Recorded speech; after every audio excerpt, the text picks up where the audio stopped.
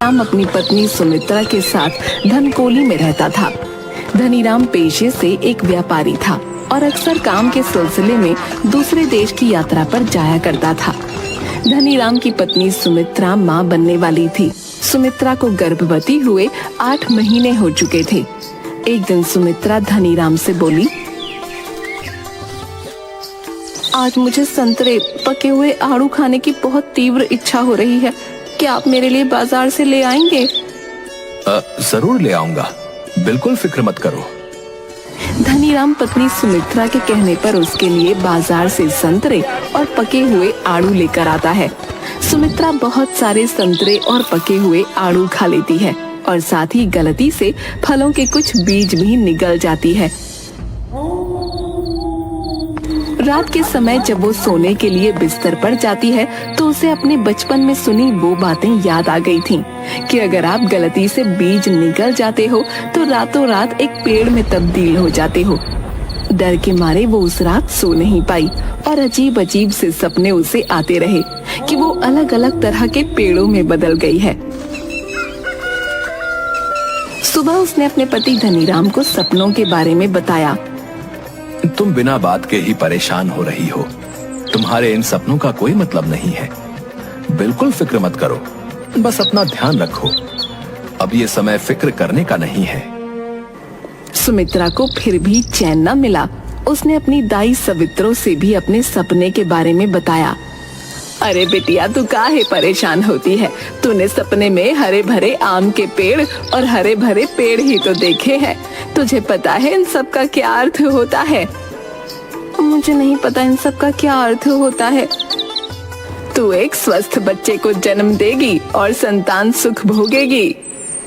पर सवित्रो की बात गलत साबित हुई और बच्ची को जन्म देते ही सुमित्रा की मृत्यु हो गई। सवित्रो ने देखा कि वो छोटी नन्ही कलियों में बदल रही है। जब तक उसने बच्ची को नहलाया वो कलियां पूरी पत्तियों का रूप ले चुकी थी। हालांकि उसने उन्हें एक एक करके चुनना शुरू कर दिया था, पर वे उसके शरीर के विभिन्न हिस्सों से किसी घास की तरह उगने लगी थीं। जब तक सुमित्रा की पलकों को उन पत्तियों ने ढका वो मर गई, क्योंकि पत्तियों द्वारा उसके शरीर के सारे रक्त को चूस लेने के कारण वो सांस नहीं ले पा रही थी। सवित्रो ने पूरी कोशिश करके उसके शरीर को साफ किया ताकि किसी को इस बारे में पता न चले, और उसके बाद ही सबको बच्ची के जन्म की सूचना दी। उसने धनीराम से कहा,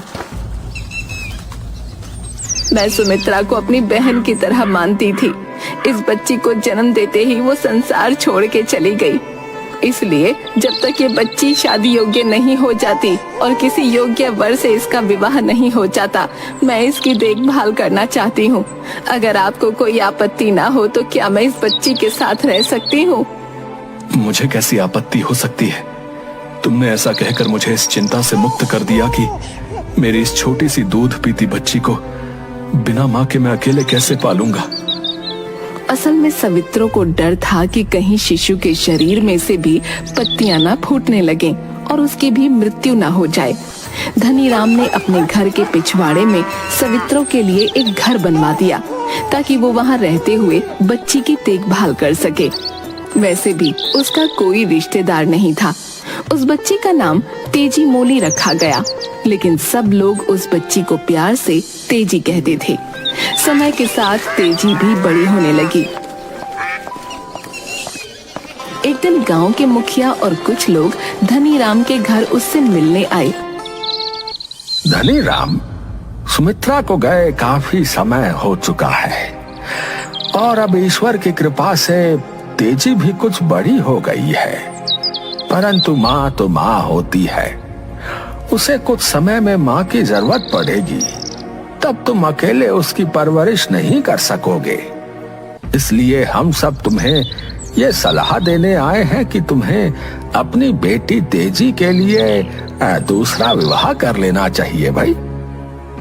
मैं आप सबकी बात से सहमत हूँ, लेकिन क्या पता कि मेरे दूसरे विवाह से जो स्त्री इस घर में आएगी वो मेरी पुत्री को एक माँ का प्यार देगी या नहीं। धनीराम, हम तुम्हारी बात समझ रहे हैं, लेकिन हर सौतेली माँ खराब नहीं होती।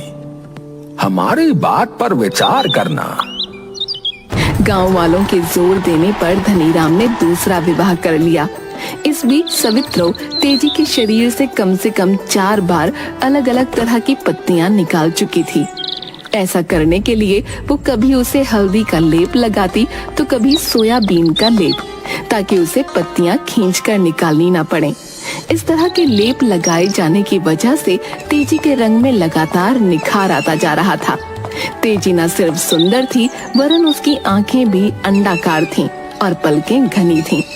दूसरी तरफ तेजी की सौतेली माँ शोभा खुद से बुदबुद करती रहती। न जाने इस कमबख्त तेजी पर ऊपर वाले ने कैसी कृपा कर रखी है, जो इसका रूप रंग निखरता ही जा रहा है। इसे तो एक दिन मैं अच्छे से सबक सिखाऊंगी।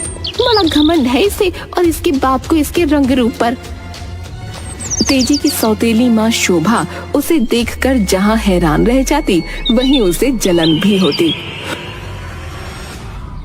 पर सवित्रो को हमेशा तेजी की चिंता सताए रहती थी कि कहीं उसे भी कुछ हो ना जाए, वरना इस बिन माँ की बच्ची का क्या होगा। एक दिन धनीराम के घर पर जब वो बाहर अपना सामान बेचने जाने के लिए सामान बांध रहा था, अचानक तेजी के जोर जोर से चिल्लाने की आवाज आती है।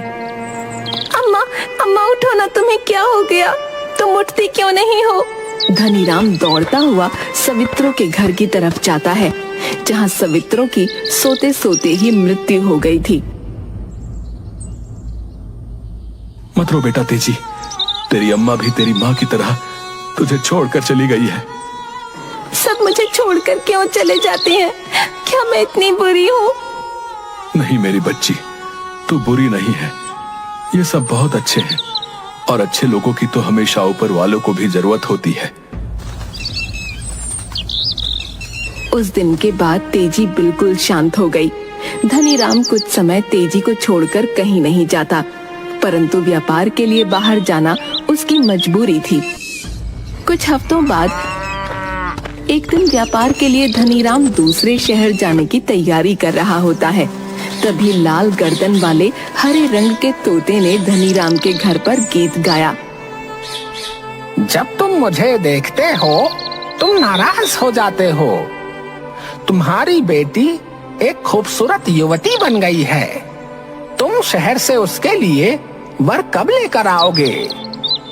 तोते की आवाज बहुत ही कर्कश और तेज थी, जिसे सुनकर धनीराम को अपनी दूसरी पत्नी का ध्यान आ जाता है, जो बहुत ही लड़ाकू किस्म की स्त्री थी।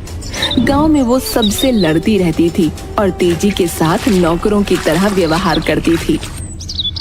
अगले 6 महीनों की अपनी समुद्री यात्रा के दौरान मैं अपनी बेटी तेजी के लिए उपयुक्त वर जरूर ढूंढ लूंगा। उसी रात तेजी की उंगली में एक छोटी सी हरी पत्ती उगाई, जिसे उसने तुरंत ही चंदन का लेप लगाकर हटा दिया, जिसके बारे में सवित्रो ने उसे बताया था। वो अक्सर सवित्रो को याद करके रोती, क्योंकि उसे तो माँ का प्यार उसी से मिला था। दूसरी तरफ धनीराम के जाते ही शोभा का अत्याचार बढ़ गया। वो अपने पुत्रों के लिए स्वादिष्ट खाना बनाती और तेजी को बचा हुआ चावल नमक डालकर खाने को देती। रात दिन उससे घर के काम करवाती और सोने के लिए भी उसे बिस्तर नहीं देती। तेजी सारे काम करती और जब उसे माँ की याद आती तो कहीं कोने में बैठकर रो लेती। एक दिन तेजी अपनी सौतेली माँ के पास जाती है।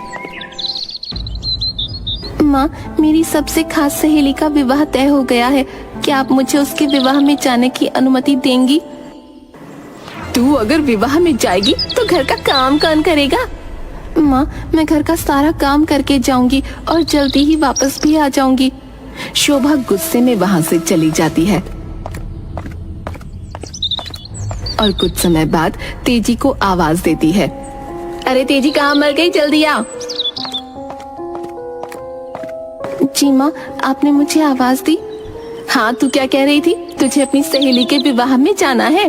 ठीक है, चली जा, पर समय से वापस आ जाना। तेजी थोड़ी और हिम्मत करके कहती है।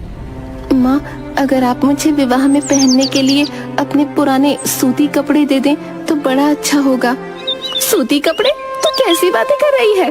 तो मेरे महंगे रेशमी कपड़े पहनना शादी में। तुम नए डिजाइन के कपड़े पहनो और अपने इन वस्त्रों के नीचे ब्लाउज भी पहनो, इससे तुम और सुंदर लगोगी। मैं तो अब ऐसे कपड़े पहन नहीं सकती हूँ क्योंकि अब तो मैं बूढ़ी हो रही हूँ, लेकिन तुम्हें ऐसे कपड़े पहनने चाहिए। अपनी सहेली के विवाह में तुम भी खूब सज कर जाओ। पर क्या तुम अकेली वहाँ जा सकोगी? हाँ, मैं अकेली जा सकती हूँ। शोभा तो कुछ और ही सोच रही थी। उसने उन कपड़ों को एक जूट के थैले में डालते हुए रेशमी वस्त्र की तहों के बीच धीरे धीरे जलने वाला एक अंगार और एक छोटा सा चूहा रख दिया।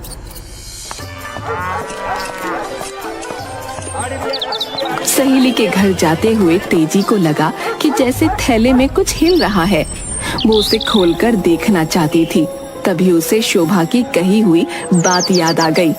शोभा ने उसे हिदायत दी थी, विवाह स्थल पर पहुंचकर ही थैला खोलना, उससे पहले नहीं, वरना रास्ते की धूल मिट्टी से वस्त्र गंदे हो जाएंगे। तेजी ने खुद से कहा, अगर मैंने इस थैली को खोला तो माँ गुस्सा हो जाएंगी और फिर पहली बार माँ ने मुझे ममता भरी निगाहों से देखा है। मैं उस ममता को खोना नहीं चाहती। मुझे हर हाल में उसे खुश रखना होगा। तेजी और तेजी से चलना शुरू कर देती है ताकि वो जल्दी से अपनी सहेली के घर पहुंच सके। माँ के डर से तेजी चुपचाप चलती रही। उसने अपने थैले से धुआं निकलता देखा नहीं। विवाह स्थल पर पहुंचने के बाद जब उसने पहनने के लिए वस्त्रों को निकाला और देखा कि वे जगह जगह से कटे हुए हैं और कहीं कहीं से जल भी गए हैं, तो वो हैरान रह गई। वो डर के मारे रोने लगी। अब तो माँ कोई बड़ी सजा देंगी क्योंकि मैंने माँ के इतने कीमती कपड़े जो खराब कर दिए। उसकी सखी ने उसे सांत्वना देने की कोशिश की। तेजी, तुम इसके लिए उत्तरदायी नहीं हो। माँ को मैं ये बात कैसे समझाऊंगी? वो मुझे बहुत मारेंगी। उन्हें सब सच बता देना, इसमें तुम्हारी कोई गलती नहीं है। तुम मुझे उपहार में मिले हुए मेरे ये रेशमी वस्त्र पहन लो। तेजी दुखी थी और ये बात भी उसे रुला रही थी कि सखी उससे दूर चली जाएगी, जिसके साथ वो अब तक अपने सारे दुख सुख बांटती आई थी। फिर जिसका तेजी को डर था वही हुआ। उसकी माँ ने उसकी बात पर विश्वास नहीं किया। शोभा ने तेजी के लंबे बालों को खींचा और उसे मारने लगी।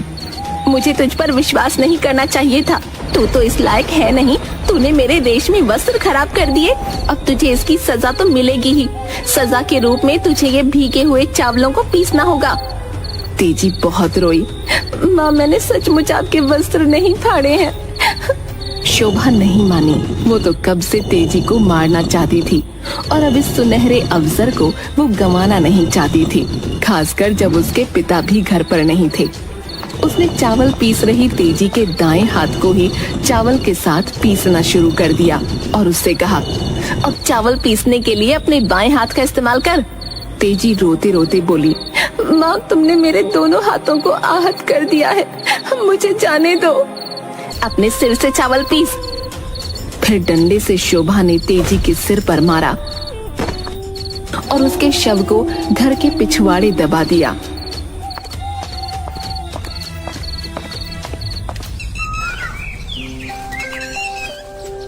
उस जगह से कद्दू की एक बेल निकल आई। कद्दू का पौधा गीत गाता और अपने फूलों की खुशबू बिखेरता रहता। पौधे द्वारा गाया जाने वाला गीत बहुत ही मधुर होता था। लगता था कि कहीं बहुत दूर कोई स्त्री गा रही है। एक दिन पड़ोसी शोभा से, क्या बात है शोभा बहन, बहुत दिनों से तेजी नहीं दिख रही। हाँ, वो कुछ महीनों के लिए अपनी सहेली के घर गई है, कुछ समय बाद वापस आ जाएगी। एक दिन एक दुबली पतली स्त्री भीख मांगने आई। मालकिन, भगवान के नाम पर मुझे एक कद्दू दे दीजिए। तुम बेवकूफ हो क्या?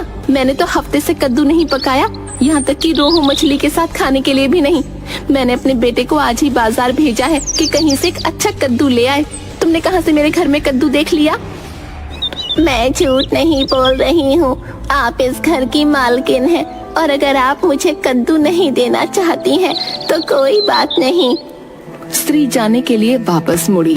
शोभा हैरानी से बोली, मुझे नहीं पता कि तुमने कद्दू कहाँ देखा है, पर अगर ऐसा है तो खुद ही जाकर ले लो।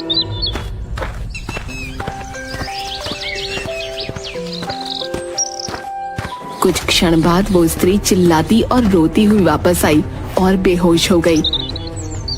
शोभा के तो जैसे होश ही उड़ गए। उसने पानी लाकर उस स्त्री पर छिड़का। क्या तुम ठीक तो हो? तुमने क्या देखा?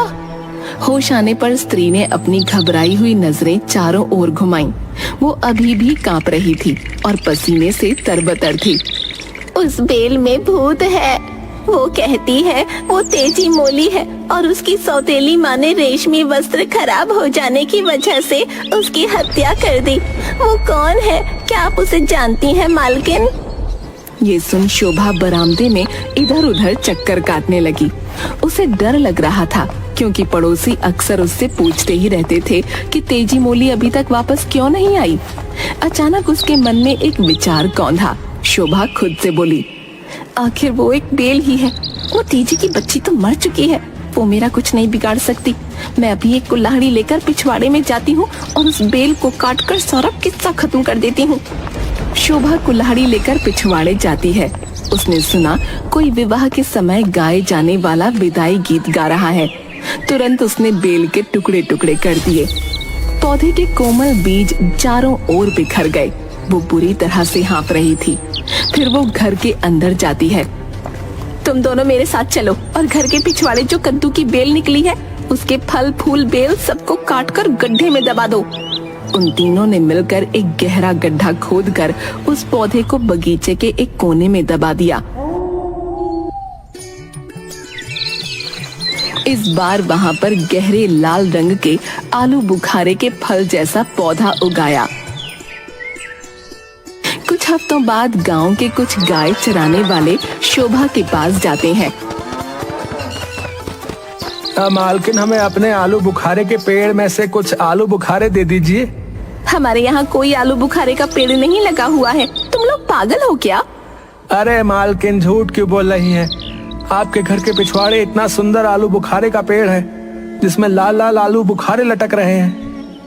शोभा बड़बड़ करती हुई वहीं बैठकर सब्जी काटने लगी। तभी एक आलू बुखारा जमीन पर गिरता है और उसमें से झाग निकलने लगते हैं।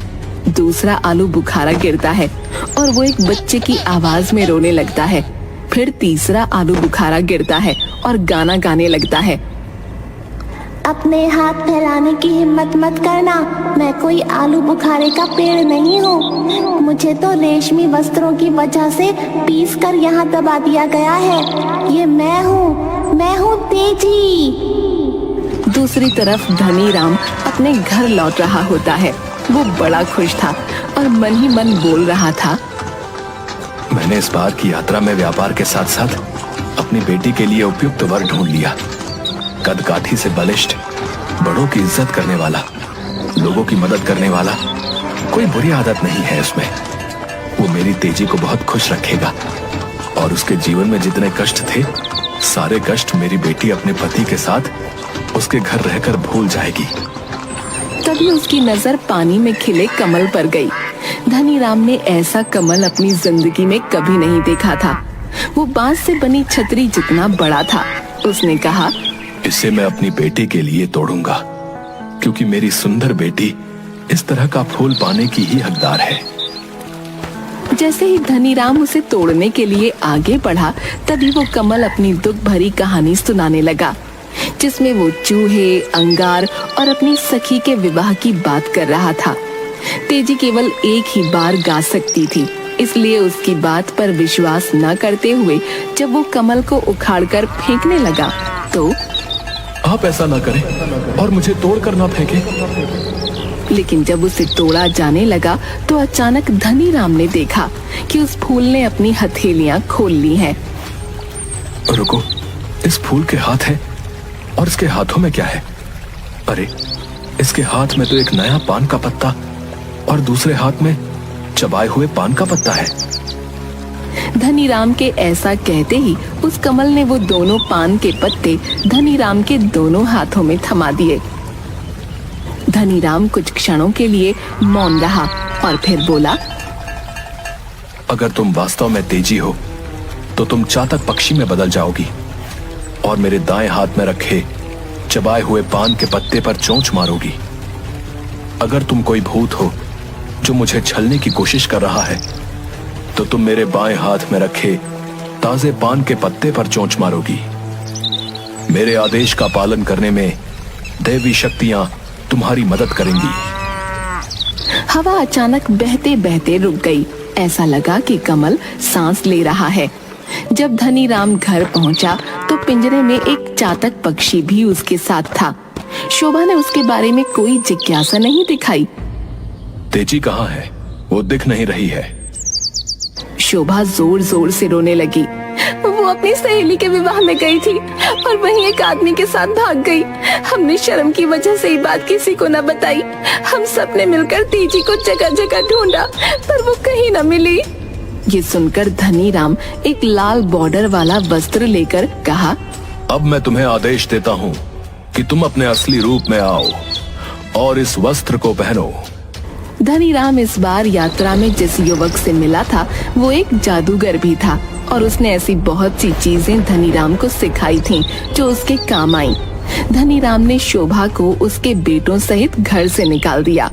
1 महीने बाद गांव वाले ऐसी भव्य शादी में शामिल हुए जिसकी उन्होंने कभी कल्पना तक नहीं की थी। शोभा को उसके बाद किसी ने न देखा। हालांकि गांव के बाहरी हिस्से में रहते हुए तीनों बेटे तेजी के खिलाफ कोई न कोई षड्यंत्र रचते रहे पर कभी सफल न हुए। तेजी अपने पति के साथ सुखमय जीवन व्यतीत करती रही।